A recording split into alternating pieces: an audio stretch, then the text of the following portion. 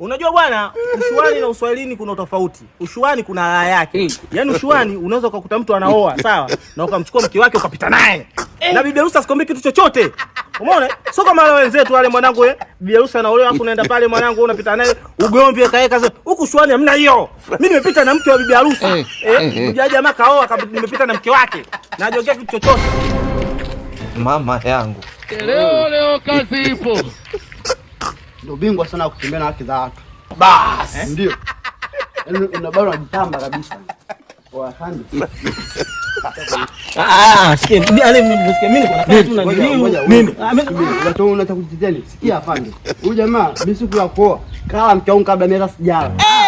Yaani mimi Huyu atajitetea mahakamani. Yaani kusikia afande, sikia.